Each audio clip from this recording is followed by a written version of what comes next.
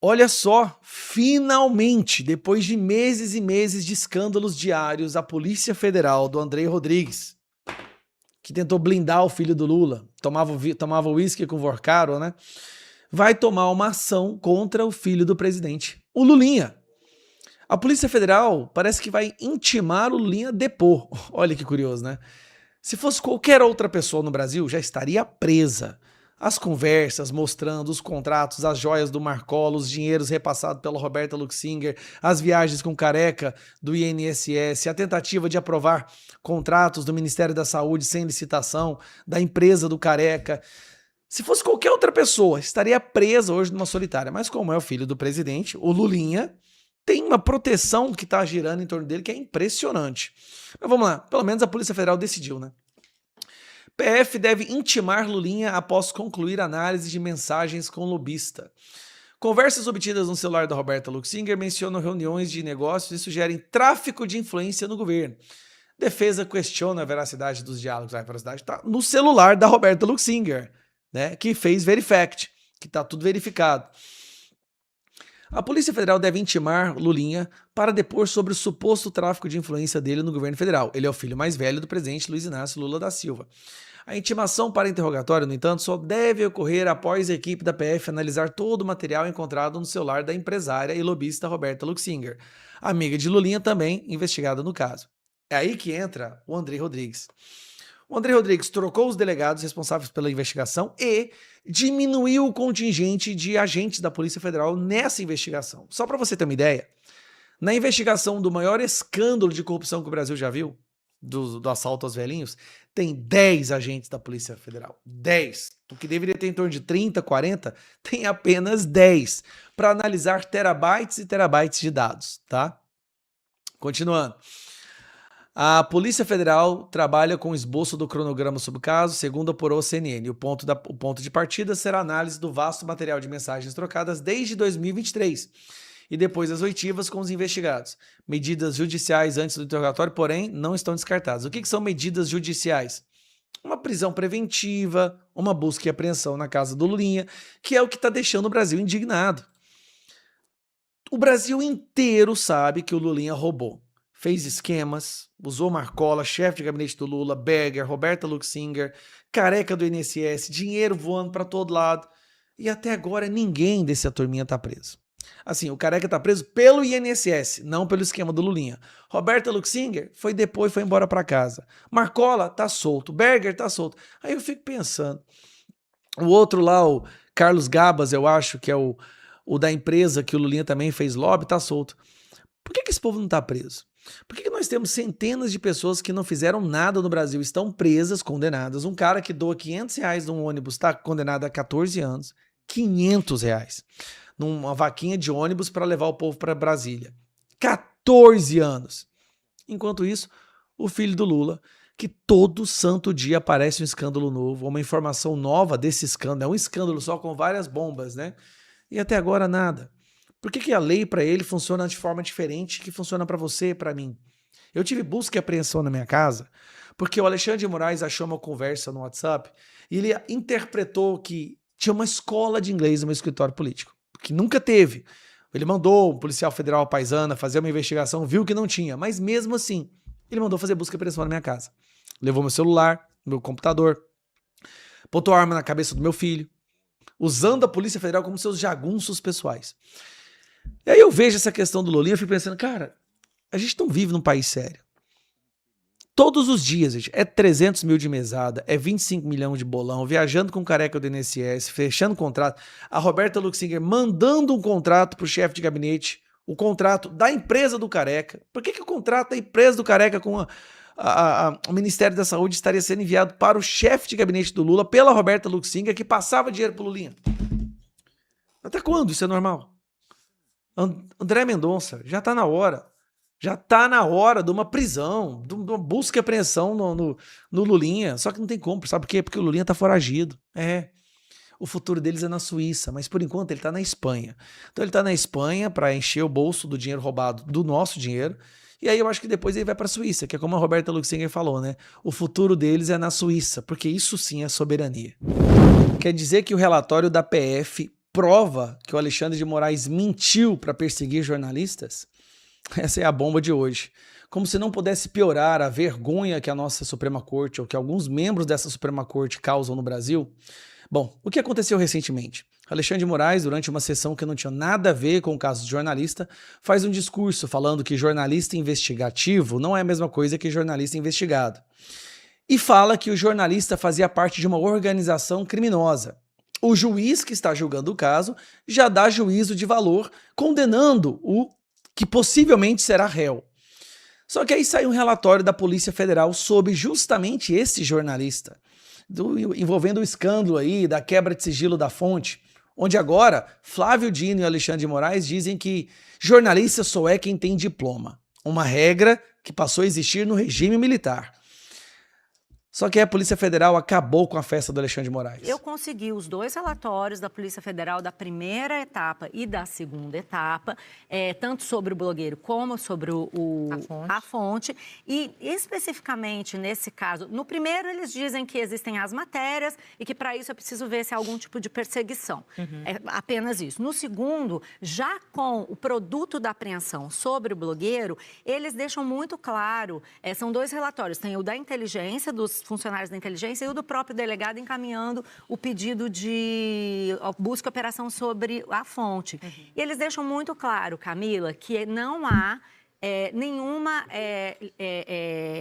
evidência nem da violação do sigilo funcional por parte do jornalista, nem de perseguição por parte do jornalista. Inclusive, é um relatório longo, os 2 juntos, todo o material dá 180 páginas, a gente percorreu essas 180 páginas e os agentes ficam ali, você tem a impressão de que eles estão pisando em ovos, porque eles dizem, então, não há evidência desse crime, deixamos claro que os jornalistas são cobertos por garantias constitucionais, depois de já ter quebrado o sigilo do jornalista. Mas deixamos claro que o jornalista tem direito a essas prerrogativas, não estamos afirmando que ele cometeu crime, aí lá mais embaixo, nada disso representa crime, e aí deixando claro o que tem dentro desse relatório. Eles pegam todas as mensagens que o jornalista trocou com esse ex-secretário de Segurança, o Raimundo Cotrim, que envia para ele fotos e imagens do carro oficial do Tribunal de Justiça do Maranhão circulando por São Luís, parando no estacionamento, desce a mulher do ministro com o filho do ministro para ir, segundo o próprio ministro falou, numa aula de judô. E você vê que são fotos feitas de dentro de um carro, havia realmente alguém vigiando. Mas fica claro que o blogueiro não estava nesse lugar vigiando, ele recebeu o material. Ele recebeu ficha de carro do Tribunal de Justiça e aparentemente ele teve um encontro com esse cara, o Raimundo Cotrim. E depois, num outro momento, tem também uma outra questão que levou a bastante discussão a respeito do caráter do jornalista, que é a compra de um terreno. Se falou que ele teria recebido dinheiro para fazer matérias. Novamente, o relatório Quem afirmou isso, inclusive, foi o próprio Alexandre de Moraes. O relatório de inteligência diz que não é possível afirmar com certeza que o jornalista recebeu esse dinheiro para fazer essas matérias. Mas Alexandre de Moraes já declarou isso durante essa sessão, num voto de um caso que não tinha nada a ver. O que nós temos agora é a própria Polícia Federal desmentindo o ministro do STF, que fez declarações numa sessão no plenário da Suprema Corte. Alexandre de Moraes querendo justificar o injustificável. Quebra de sigilo da fonte, busca pressão na casa de jornalista por causa de uma matéria que denuncia um esquema de corrupção envolvendo o carro do Ministério da Justiça do Maranhão, do Tribunal de Justiça do Maranhão. E além disso tudo, como se isso não fosse o bastante, para colocar um medo em todos as próximas fontes. Ninguém mais vai ter coragem de denunciar esquemas de corrupção que envolva qualquer pessoa no Brasil. A corrupção no Brasil nesse momento está blindada. Depois dessas ações do Alexandre de Moraes, e depois de falar que agora só quem tem diploma é jornalista, coisas que não existem em países democráticos, tá? Curioso é que são juízes que não passaram por concurso de juiz. Se você sabia que você não precisa ter diploma em direito para ser ministro do STF, curiosamente esses ministros querem que necessite um diploma para ser um jornalista. Só que em países democráticos isso não existe. Isso não existe. Agora eles querem voltar a uma regra do regime militar para falar que estão defendendo a democracia. E para variar, usando narrativas de Comando Vermelho e PCC, que estariam cultivando, criando jornalistas para defenderem as suas facções. Olha onde nós chegamos. Tem uma solução? Tem. Você sabe qual é. Fazer maioria no Senado. A OAB de São Paulo apresentou, por meio de uma comissão de notáveis, uma proposta de reforma do judiciário para que ministro do STF passe a ocupar um mandato fixo de 12 anos e a idade mínima para o ocupante da cadeira do STF seja de 35, passe de 35 para 50 anos de idade, a idade mínima. Muito bem, eu acho que a OAB pode apresentar a proposta que ela quiser. Eu gostaria muito que a OAB começasse a apresentar propostas para ela própria, em primeiro lugar. Apresentasse propostas para que a OAB passasse a funcionar melhor. É aquela história do Jordan Peterson, né? Arrume o seu quarto antes de querer mudar o mundo. Mas tudo bem, vamos falar dessas propostas. OAB, eu acho que, sim, por mais que os seus notáveis possam dizer aquilo que bem entendem, essa não é a questão. Eu acho que vocês não entenderam ainda o problema.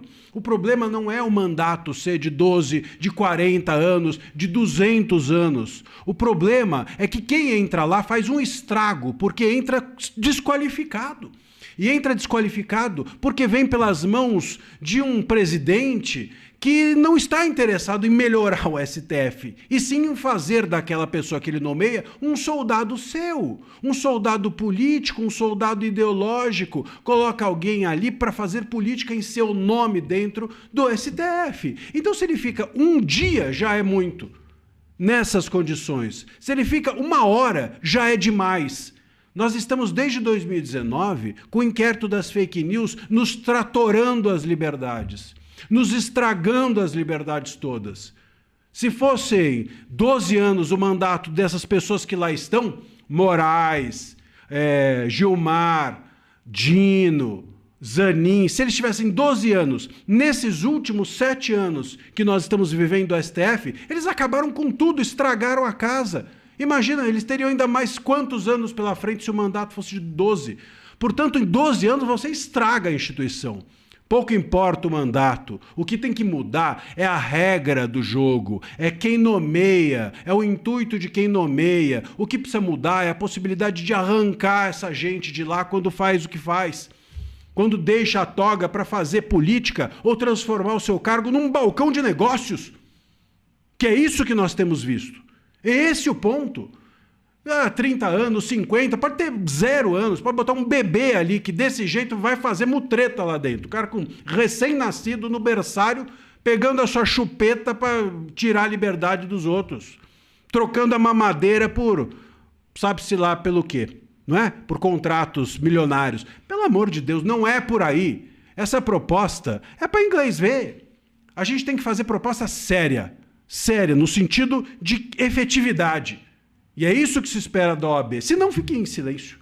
Fiquem em silêncio. Dediquem-se a arrumar a própria casa. Não será pouco. A OAB, hoje, não estou falando a de São Paulo, mas a OAB, sobretudo a federal, a mãe de todos. A OAB, hoje, ela é parte do problema que nós estamos vivendo, porque ela se serve do poder. Ela orbita hoje, a OAB federal, em torno do poder, em torno do STF.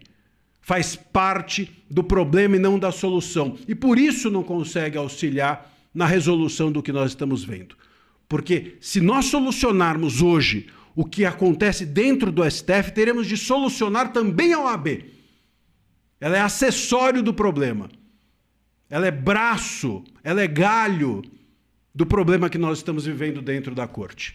Esse é o ponto. Essa é a questão. É isso que eu quero ver solucionado. Deixa aqui o seu comentário.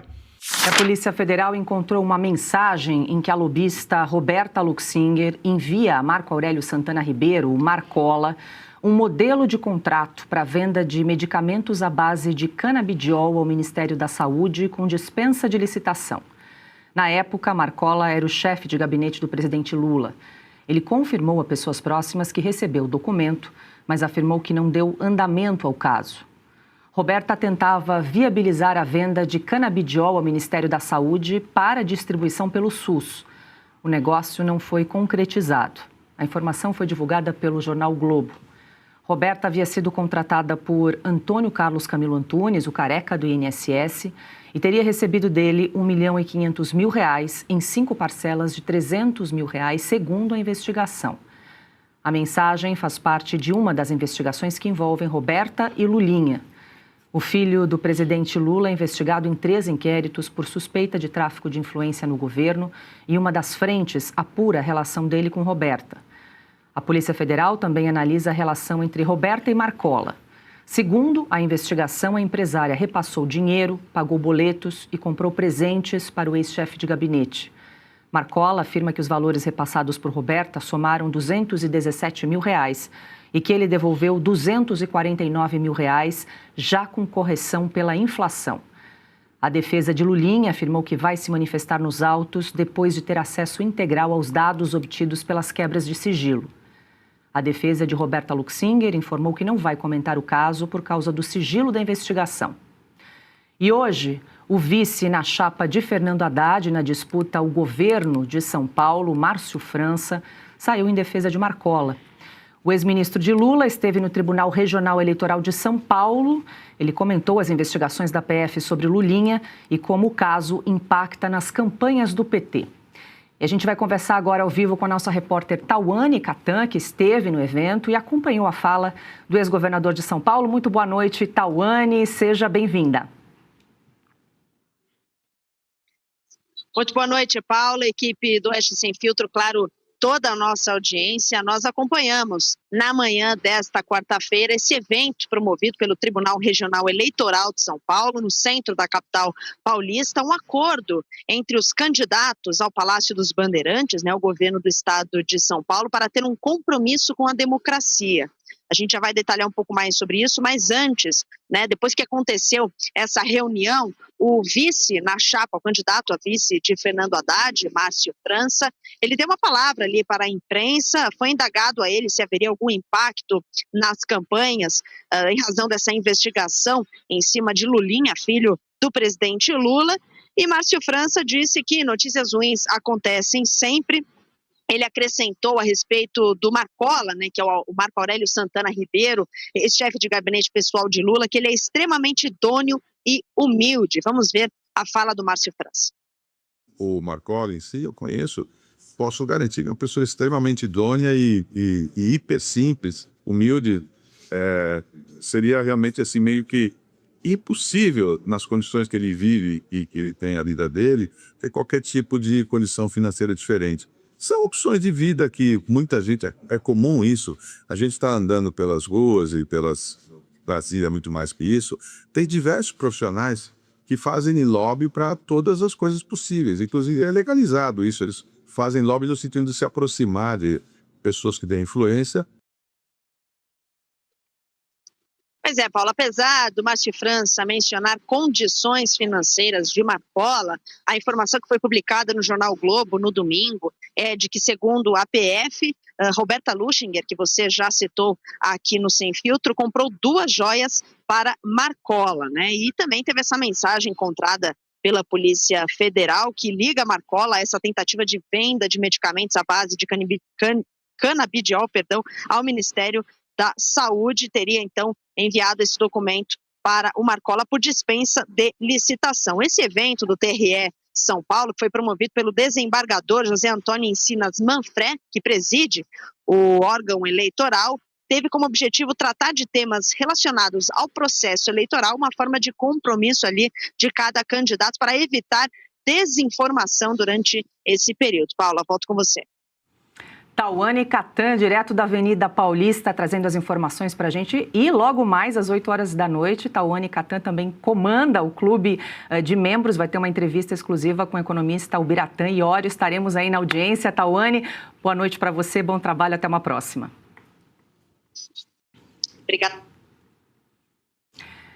Bom, vamos repercutir então o que nos traz Tawane Catan e essa informação agora de uma minuta de contrato que teria sido enviada por Roberta Luxinger ao Marcola, ex-chefe de gabinete do presidente Lula. Quero dar as boas-vindas aqui no estúdio a Luiz Arthur Nogueira. Quem acompanha a Faroeste Brasileira já o conhece de lá. Hoje nós pedimos emprestado o Luiz Arthur para nos brindar aqui na bancada do Sem Filtro. Seja muito bem-vindo, Luiz. Quero ouvi-lo aí sobre essa situação envolvendo envolvendo o Marcola e a Roberta Luxinger. Segundo todas as investigações aí da Polícia Federal, a Roberta queria trânsito, contatos com altas autoridades aí, por isso fez ali uma aproximação com o Marcola, que era então chefe de gabinete do presidente Lula. Daqui a pouco a gente traz ali a troca de mensagens, inclusive teve joias no meio, no valor aí de R$9 mil para presentear a mulher do Marcola. E agora essa minuta que também foi encontrada pelos investigadores da Polícia Federal nesse celular apreendido também pelos agentes. Boa noite. Boa noite, Paula. Boa noite, Piotto. Boa noite, Ana, de quem eu sou fã dentro e fora das quadras. Boa noite à nossa querida audiência. Pois é, os nomes vão pipocando, né, Paula? A Roberta é a lobista que abria portas no Palácio do Planalto para negócios com o governo, falava em nome do Lulinha. O Lulinha nega que tivesse dado autorização para ela falar em nome dele, mas ela falava em nome do Lulinha. Isso abria portas, com certeza, né? Ela tinha acesso ao Marcola, na antessala do Lula, no Palácio do Planalto. Tinha acesso ao Ministério da Saúde, através do famoso Berger, né? E tudo pago pelo careca do INSS. Muito bem, a pergunta que fica é, o Lula não sabia de nada? Se não sabia, é incompetente. Se sabia, ou é conivente, né? Ou tinha algum tipo de participação direta. Eu acho que nós, eleitores, temos o direito de saber a verdade antes do dia 4 de outubro, para saber em quem a gente vai votar. Por isso eu faço um apelo para a Polícia Federal acelerar as investigações, para que a gente tenha, de fato, julgamentos e que a população seja informada da verdade envolvendo não só esse escândalo do INSS, o escândalo do lobby, como também o escândalo do Banco Master. Muito bem, aí vem hoje o Márcio França, foi ministro até pouco tempo atrás do Lula, que tinha o sonho de ser novamente governador de São Paulo, mas acabou aceitando o serviço do Haddad, para defender o Marcola. Olha, eu acho que o Márcio França corre um risco enorme. Por quê? Ou ele defende o Marcola com a convicção de que realmente o Marcola não participou de nada, mas para ele fazer isso, ele tem que estar muito bem informado sobre o que aconteceu, ou ele está correndo o risco de a qualquer momento sair um novo escândalo, uma nova informação que vai desmenti-lo e ele vai acabar tendo, inclusive, danos políticos. Então, eu, se fosse o Márcio França, não correria esse risco. O fato, Paulo, é que a Polícia Federal, na minha opinião, já tem informações suficientes para começar a ter uma atitude mais severa. Para mim, é o famoso follow the money. Se eles seguirem o dinheiro, cruzarem as contas bancárias, vai ser muito fácil identificar quem pagava quem para fazer qual tipo de negócio dentro do Palácio do Planalto. E eu repito para concluir a minha pergunta. Afinal de contas, o Lula, que é candidato à reeleição, sabia ou não sabia desse jogo escuso de lobbies? Adalberto Piotto, muito boa noite, seja bem-vindo, Piotto. Eu vou pedir para a nossa produção exibir mais uma vez uma das trocas de mensagens que nós já exibimos no programa em outra oportunidade entre o Marcola e a Roberta Luxinger, quando eles fazem ali uma conversa para comprar uma joia, esse diálogo que foi lá no dia 29 de abril de 2024. Tem duas mensagens ali apagadas, aí a Roberta disse que ela vai mandar fotos se referindo aí à joalheira, né, a moça que trabalha na loja que vende joias. E aí tem as fotos dizendo que ela sugeriu um brilhante e a foto de um par de brincos e também de um colar de brilhantes. Aí eu queria entender, vem o ex-ministro do Lula dizendo que o Marcola é uma pessoa simples, humilde, aí faz referência, inclusive, às condições em que ele vive, que seriam talvez espartanas, sim, como disse o Washington Quaquá, para defender a vida do Lulinha na Espanha, e aí fez essa defesa enfática e pública aí ao Marcola, que era o chefe de gabinete do Lula. Boa noite. Quem tem como defensores o Quaquá e o Márcio França realmente precisa começar a ficar preocupado. Boa noite, Paula Nogueira, seja bem-vindo. Ana, todos que nos acompanham. Eu vou começar com essa história do Márcio França. Valeu a tentativa, mas pouco importa o que o Márcio França pensa sobre o assunto. Márcio França não conseguiu nem ser ministro. Veio com ideias lá de passagem, não sei o quê, para aérea, para isso, para aquilo, foi desautorizado pela Casa Civil do Lula. O que importa mesmo são as investigações da Polícia Federal e do gabinete do ministro André Mendonça.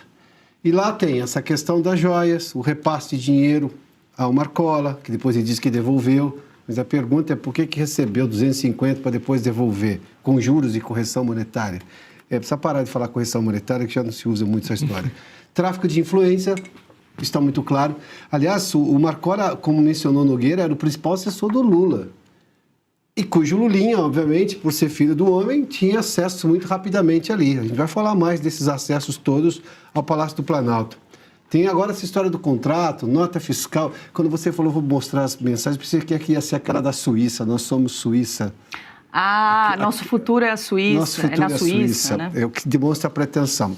Mas veja só como é o Brasil e como a justiça ela tem seu tempo, embora eu me junto aqui, falamos disso já outro dia também, mas me junto ao Nogueira uma vez mais, é preciso que se levante sigilo de mais alguma coisa nessa investigação, porque isso precisa ser divulgado até o dia 4 de outubro, que é o primeiro turno da eleição. É preciso que os brasileiros saibam o que aconteceu.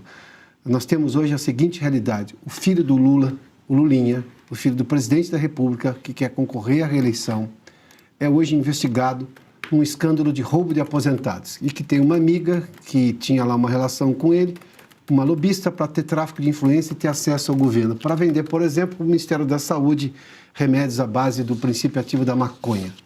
Esse é o enredo da ópera toda. Fossem os dois bolsonaristas e fosse o governo Bolsonaro e o caso estivesse nas mãos do Alexandre de Moraes, estava todo mundo com prisão domiciliar e tornozeleira. O André Mendonça é um ministro diferente, está, digamos, percorrendo todo o périplo de uma justiça que, obviamente, não quer errar. Mas só o que nós temos aqui é para lá de comprometedor, Paula. Piotr, você fez menção à troca de mensagens também da Roberta Luxinger com o Lulinha, porque o cerco está se fechando da relação entre os dois, né? Cada vez mais próxima. Essa é uma troca de mensagens que ocorreu lá em março de 2024. Nós temos aí na tela, a Roberta diz o seguinte: nosso nível está outro, nosso futuro é Suíça, poucos negócios é bom, esse povo aqui está em outra vibe. Aí o Lulinha responde: isso deixa eles, trabalho para, né, e nunca dá em nada. Aí ela responde: decepção, enfim, nós já trouxemos essa troca de mensagens aí na segunda-feira, mas é bom lembrar porque, assim, são as peças do quebra-cabeça das investigações aí da Polícia Federal que vão se fechando e vão mostrando essa relação muito próxima entre os dois, né? Não é à toa que são 3 inquéritos abertos aí para investigar a relação do Lulinha, 2, inclusive, sob relatoria do ministro André Mendonça e 1 sob relatoria do ministro Flávio Dino. A gente vai falar mais sobre isso mais adiante, a gente vai seguir nesse assunto porque tem mais revelações. Parece uma série com vários episódios aí nessa questão do Lulinha. A Polícia Federal encontrou também mensagens em que o filho do presidente Lula orienta a lobista Roberta Luxinger a emitir uma nota fiscal para o empresário Kleber Ribas. Ele é dono da Structure, empresa que fechou contratos de cerca de 86 milhões de reais com o governo federal. A conversa é de julho de 2023. Antes de falar sobre a nota fiscal, Lulinha pede que Roberta convide o ex-ministro da Previdência, o Carlos Gabas, para ir à Praia do Forte, na Bahia. Roberta responde que já tinha falado com diferentes pessoas, na sequência o Lulinha dá orientação sobre a nota fiscal. Roberta diz: pronto, já falei com o Fernando, com o contador, com o governador, com os secretários, com todo mundo. Lulinha: emite a NF, nota fiscal, para o Kleber. Roberta responde: já fiz. Lulinha diz: boa. Kleber Ribas também é investigado pela Polícia Federal no inquérito que apura a relação de Lulinha com empresários e uma possível atuação do filho do presidente junto a órgãos públicos. Segundo a investigação, a empresa de Ribas teria pago pelo menos R$150 mil à RL Consultoria de Roberta Luxinger por serviços de prospecção de clientes, identificação de oportunidades de negócios no setor de tecnologia. Numa outra mensagem, o Kleber Ribas pediu a Roberta uma reunião com Lulinha. A defesa de Kleber Ribas afirmou que a relação do empresário com Lulinha é estritamente pessoal e decorre de amizade, sem vínculo profissional ou comercial. Os advogados também afirmaram que os contratos da Structure com o governo federal foram firmados com transparência e sem favorecimento. Já a defesa de Lulinha afirmou que não vai comentar nem validar trechos de informações sigilosas divulgados fora do contexto original.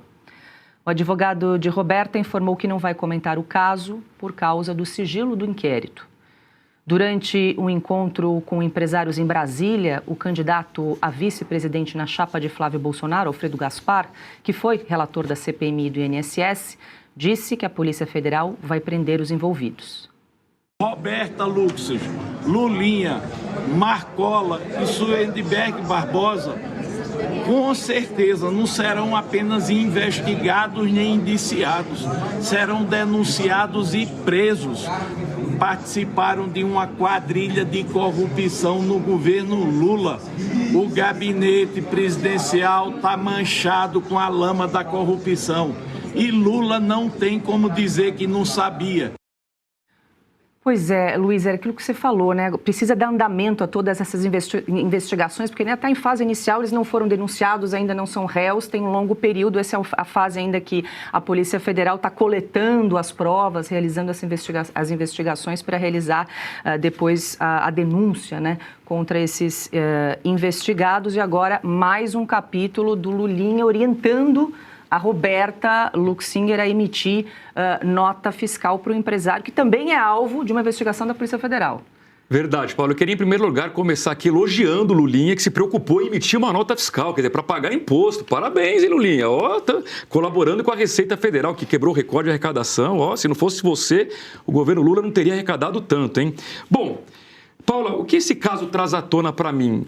Corrupção no centro da campanha. Eu tenho dito que o Flávio Bolsonaro, a direita como um todo, vai poder explorar um tripé nessa campanha, né? Segurança pública, que é uma bandeira da direita, economia, que está em frangalhos, e corrupção. Esse tema recoloca a corrupção no centro de debate. Se a gente voltar para os últimos governos do PT, tanto Lula quanto Dilma, sempre teve escândalos de corrupção. E agora volta o tema. Eu acho que a população brasileira não tolera a corrupção, não passa pano para isso, e essa é uma oportunidade para que a direita coloque esse tema e mais uma marca em cima do Lula, que ou não sabe de nada, não controla nada, ou é conivente, ou participa dessas corrupções. Não é possível que ele não saiba de nada, alguma coisa ele precisa esclarecer. Agora, o Lulinha, ele está em Madrid, né? Foi para a Espanha. Eu acho engraçado, né? Se o pai dele é o presidente da República, se ele conseguiu prospectar tantos negócios com a ajuda de amigos, da Roberta, do Careca, do Berger, a lista de nomes é grande, né? Por que de repente, de uma hora para outra, ele se mandou do Brasil? Será que deixou de ser interessante fazer negócio aqui? Por que ele não volta para dar esclarecimentos? Por que a Polícia Federal não intima ele? Por que o ministro André Mendonça não toma uma atitude mais severa, como, por exemplo, o Alexandre de Moraes cansou de tomar em outras investigações, como, por exemplo, envolvendo lá o 8 de janeiro? Eu acho que está faltando o passo seguinte, né? Como bem falou agora o Alfredo Gaspar, eles não precisam ser só indiciados. Eles têm que ser julgados e condenados. É isso que a gente espera. Mas, acima de tudo, é uma corrida contra o tempo.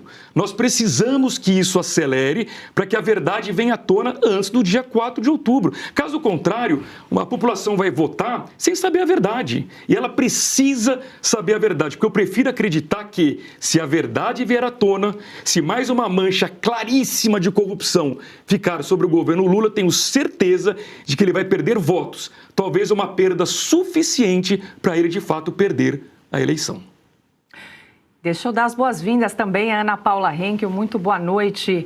Ana, a gente abre o programa já falando de Lulinha e das conexões dele com a lobista Roberta Luxinger, cada vez mais próximas, emissão de nota fiscal, minuta, para tentar abrir as portas ali no Ministério da Saúde. Muita coisa ainda para ser investigada e para vir à tona ainda, né? Essas pecinhas do quebra-cabeça vão aparecendo dia após dia, de acordo aí com as investigações da Polícia Federal. Muito boa noite. Boa noite, Paula, Piotto, Luiz, que bom você aqui com a gente, seja bem-vindo, boa noite à nossa audiência. Paula, o que você disse, cada enxadada não é nenhuma minhoca, né? É uma sucuri. E agora essas provas e essas mensagens, a gente tem que entender também que nós vamos ficar sabendo a conta-gotas, porque a gente sabe muito bem que dentro da Polícia Federal hoje há um grupo que trabalha para a manutenção do poder de Luiz Inácio, do petismo, e a Polícia Federal que quer continuar trabalhando de maneira séria. Um nome que foi falado aí na reportagem, Paula, e a gente precisa trazer esse nome de novo, porque nós que acompanhamos a CPI da Covid e fizemos a cobertura diária, minuciosa, com detalhes, teve um nome que foi muito protegido na CPI da Covid e que agora volta nesse novo quebra-cabeça, novo, mas nem tão novo, porque dá para a gente ligar também com a CPI da Covid, que é o Carlos Gabas. O Carlos Gabas, ele foi protegido, ele fazia parte do Consórcio Nordeste. O Consórcio Nordeste recebeu milhões de reais para a compra de aparelhos respiratórios que nunca foram entregues, que foram para essa empresa que forneceria medicamentos à base do óleo ali da maconha, né, do canabidiol, e dos nomes da lista de possíveis pessoas, de possíveis pessoas que fariam parte ali da mesa para serem entrevistadas, digamos assim, não como testemunhas, mas para esclarecer o que muita gente queria saber, porque a gente viu que aquela CPI da Covid se tornou numa CPI do circo para atacar apenas o presidente Bolsonaro e a sua administração. O Carlos Gabas, ele foi protegido. Ele foi blindado, ele não foi protegido, ele foi blindado pelo Omar Aziz, pelo Renan Calheiros, pelo Randolph Rodrigues, e ele foi simplesmente blindado, não, deixa ele aqui, ninguém mexe no Carlos Gabas, e agora ele volta nesse contexto do Lulinha, da Luxinger, do Marcola, do Kleber Ribas, que o Kleber Ribas que diz que só tem uma relação de amizade com Lulinha, mas a empresa do amigo do Lulinha tem um contrato, fechou um contrato de 85 milhões com o governo. Gente, 85 milhões, o Brasil, a gente precisa entender as cifras hoje que rondam o debate público no Brasil. 85 milhões de dinheiro do pagador de impostos. 129 milhões para a esposa do ministro Alexandre de Moraes. Meu Deus, parece que nós somos um dos países mais ricos do mundo no sentido das cifras para cá e para lá, né? Eu só queria trazer esse nome, Paula, do Carlos Gabas, que é tanta coisa que acontece, né? Tanto pratinho para a gente rodar no Brasil, mas esse nome, o Carlos Gabas, ele foi muito blindado naquela CPI pela turma do Lula. Sem dúvida, Ana, muito bem lembrado o nome do Carlos Gabas, que agora volta aí nessa investigação da Polícia Federal. A gente segue nesse assunto, tem mais informação, mais notícia envolvendo a Roberta Luxinger e o Lulinha, porque a Polícia Federal afirma que a lobista demonstrava, em troca de conversas, ter autorização para agir em nome do Lulinha. A conclusão consta num relatório de um dos inquéritos que investigam o filho do presidente Lula. Numa das conversas analisadas pela Polícia Federal, Roberta falava com Gustavo Gaspar, ex-assessor do senador Everton Rocha, sobre a prospecção de negócios junto ao governo federal. Num dos diálogos, a empresária afirmou, entre aspas, eles sabem o que eu sou o Fábio. Num outro trecho do relatório, os investigadores afirmam que, aparentemente, Roberta tinha autorização para agir em nome de Lulinha, segundo o trecho da investigação obtido pelo Estadão. Gustavo Gaspar foi alvo das investigações sobre os desvios no INSS. A Polícia Federal suspeita que ele tenha se associado a Antônio Carlos Camilo Antunes, o careca do INSS, e que participava de negociações ao lado de Roberta. Os diálogos de Roberta foram usados pela Polícia Federal para embasar a abertura de 3 inquéritos sobre suspeitas de tráfico de influência envolvendo ela e Lulinha no governo. Um apura negócios junto ao Ministério da Saúde, o outro envolve o Dataprev e o terceiro analisa suspeitas em outras áreas do governo. A defesa de Lulinha afirmou que ele não pode ser responsabilizado por declarações de Roberta e disse que não pode comentar supostas mensagens cuja autenticidade ainda não foi comprovada. O advogado Marco Aurélio de Carvalho classificou as conclusões da Polícia Federal como ilações e acusou setores da corporação de agirem com objetivos eleitorais.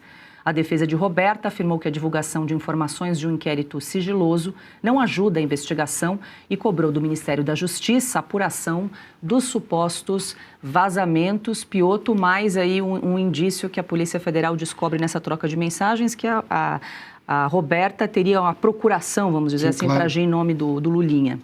Ela disse o seguinte, abre aspas, eles sabem o que eu sou o Fábio. Bom, aqui já tem crime.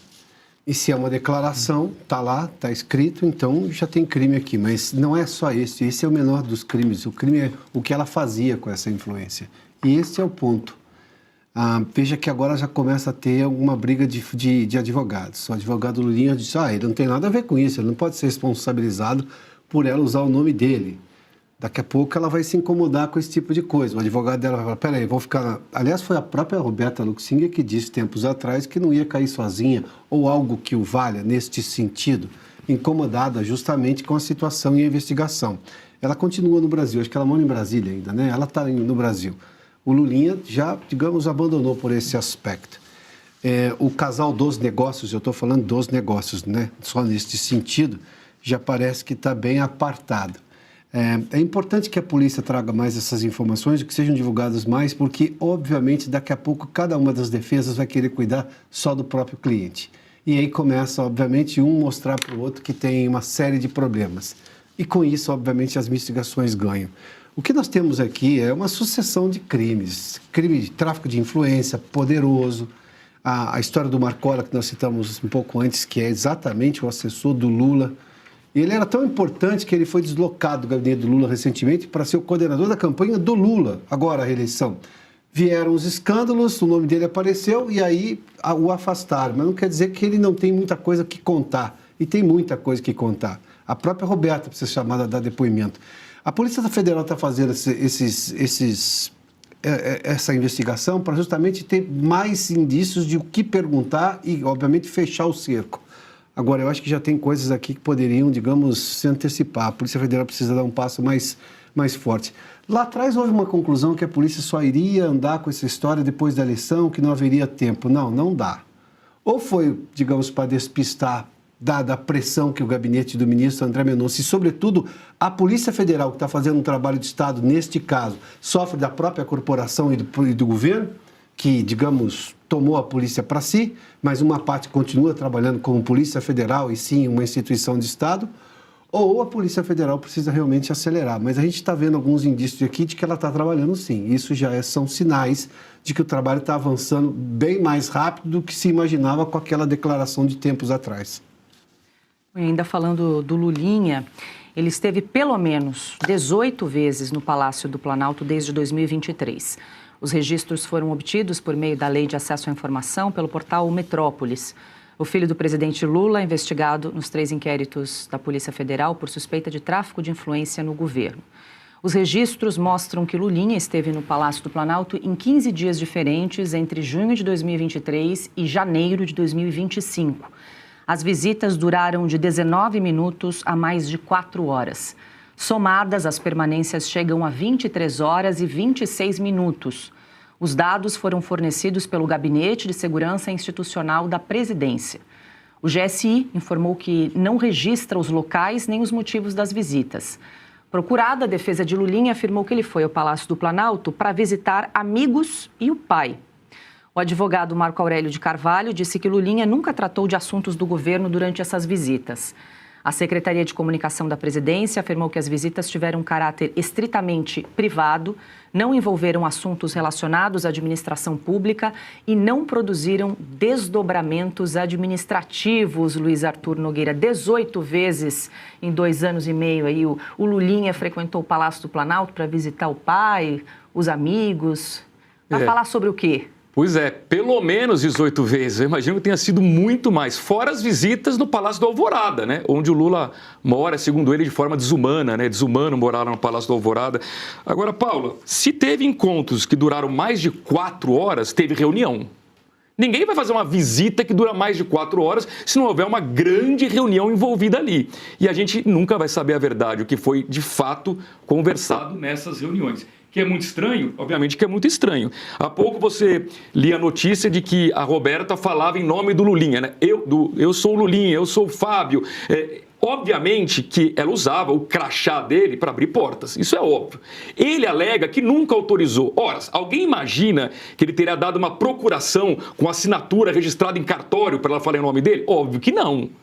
Isso era um combinado entre eles. Agora, se ele afirma categoricamente que ele não autorizou nunca usar o nome dele e ela afirma que sim, falava em nome dele, qual é a conclusão básica? Que tem que ser feita uma cariação entre os dois. A Polícia Federal tem que fazer uma cariação entre os dois, coloca frente a frente e vamos descobrir quem fala a verdade. Até porque, como bem lembrou o Piotto, na medida em que você começa a ter contradições entre os investigados e, no final das contas, todo mundo tem medo de ser preso, essa que é a grande verdade, um começa a acusar o outro, é aí que você começa a descobrir a verdade. E como a gente quer descobrir a verdade, eu sugiro que a Polícia Federal faça uma cariação, ou então que o André Mendonça faça essa acariação. De qualquer forma, eu acho que o governo Lula, o Palácio do Planalto em geral, deveria ser um pouco mais transparente sobre essas visitas. A gente sabe que as agendas do Lula nunca contemplam tudo o que acontece lá dentro. Aliás, eu diria que a maioria dos encontros não são registrados na agenda pública do Lula.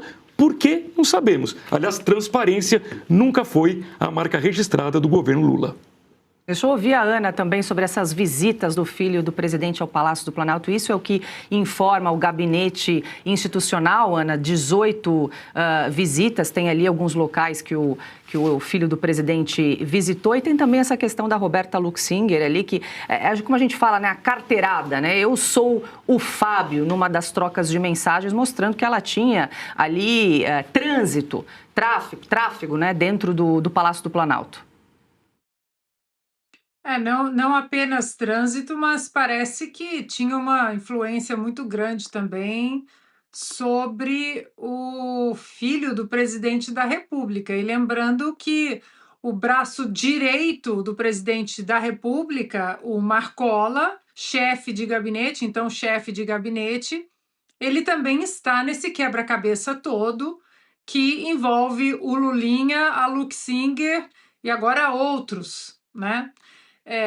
Muitos, inclusive, falam que o Lula, ele não tem celular, ele não mexe com celular, né? Ou é o celular da Janja para tentar chegar ao presidente, ao Lula, ou tudo passava pelo, então, chefe de gabinete, o Marcola, e que a gente viu agora que está nesse imbróglio todo. Agora, é impressionante como a mesma celeridade em querer investigar as coisas na direita, o Supremo não tem, os ministros não têm, no sentido de traz de volta, vamos repatriar Lulinha e, como o Luiz disse, vamos fazer uma acariação, já que um fala A, o outro está falando B, e vamos tentar entender.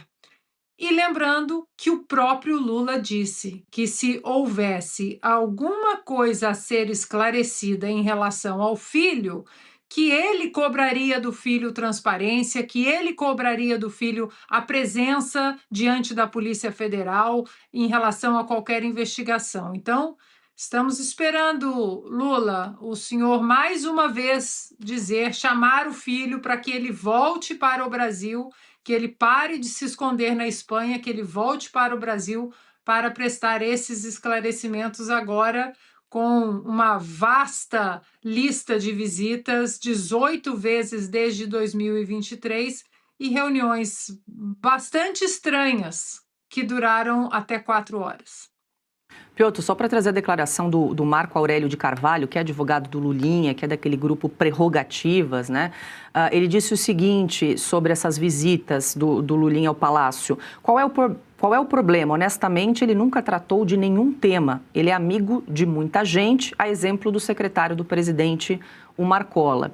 E só para reforçar o que trouxe a SECOM, a Secretaria de Comunicação, é quase uma defesa ali do filho do presidente, quando diz o seguinte, que as visitas, abre aspas, tiveram caráter estritamente privado e não envolveram assuntos relacionados à administração pública. Portanto, não produziram qualquer desdobramento administrativo, fecho aspas. Como é que eles podem afirmar categoricamente que em 18 visitas não foi tratado de assuntos da administração pública? 2 fontes suspeitas. O advogado, obviamente, vai defender o Lulinha. Mas ele não sabe, ele não estava nos encontros, como é que ele pode afirmar isso categoricamente? Então, quem disse que não tratou foi o Lulinha. Mas o Lulinha não vai se comprometer também. A SECOM, bom, está lá, a Secretaria de Comunicação da Presidência da República vai defender o filho do presidente, porque senão vai todo mundo ser demitido no dia seguinte. É o tipo de declaração para encher, desculpa a expressão, é para encher linguiça, tá? Isso não tem nenhuma importância, não tem valor jurídico, nada. Tá, você pode falar o que você quiser. Agora, foi visitar o Marcola. O Marcola que recebeu as joias justamente nessa conversa dele com a Roberta Luxinger. Por que ele recebeu joia? O que é? Uma gentileza, um mimo do Lulinha para o amigo? Como o Nogueira mencionou, 4 horas de reunião, 4 horas para visitar amigo, porque você fica 4 horas na casa de alguém em visita, daqui a pouco não vai ser mais convidado, porque ninguém pode ficar 4 horas na casa de alguém, mesmo que seja no trabalho, ainda mais no trabalho, as pessoas têm coisa que fazer no trabalho. Você pode fazer uma visita de 15 minutos, meia hora, 1 hora já começa a ser um pouco demais, mas vamos lá. São declarações do advogado e da SECOM que, obviamente, nenhum deles estava na reunião, como é que eles podem afirmar isso categoricamente? Olha, suspeitas que não foi nada, enfim, ele vem sempre aqui, tá, mas eu tenho uma série de conversas que nós reproduzimos antes. Primeiro, a Roberta Luxinger diz que ela é o Lulinha, sou eu, o Fábio, como ela disse, já chamou de Fábio, já tem uma certa intimidade. Aí depois eu tenho a história das joias, depois a própria relação com o Marcola. Desculpa, a conta não fecha. Veja só como as coisas vão se juntando. Quanto mais sair, pior fica a situação deles. Mas eu estou apostando, obviamente, na briga dos advogados. Esse vai ser o momento. Porque, tem uma diferença. A Roberta Luxinger não vai concorrer a cargo nenhum. O pai do Lulinha vai. Então, o Marco Aurélio, que é o advogado prerrogativo, você tem um advogado prerrogativas, é um negócio assim, né, bastante... Prerrogativas teve até presidente dos Correios, né? Veja só. O Prerrogativas conseguiu colocar o advogado lá como presidente dos Correios. Imagino que sejam competentes em questão de logística e tudo mais, né? Eram nada, tanto que os Correios só registraram de lá para cá, rombo atrás de rombo. Mas vamos lá. O Marco Aurélio, que é advogado do Lulinha, está preocupado com a eleição do dia 4. Ele está tentando livrar o Lulinha, ou tirar, ou colocar em dúvida as acusações que pesam sobre o Lulinha para tentar aliviar para o pai, o Lulão, que vai concorrer à eleição. Então, aqui tem uma diferença de tempo. Agora, quanto mais você tirar a culpa do Lulinha na tentativa da defesa dele e jogar para a Roberta Luxinger, o advogado da Roberta Luxinger vai concordar, porque depois também não tem mais volta.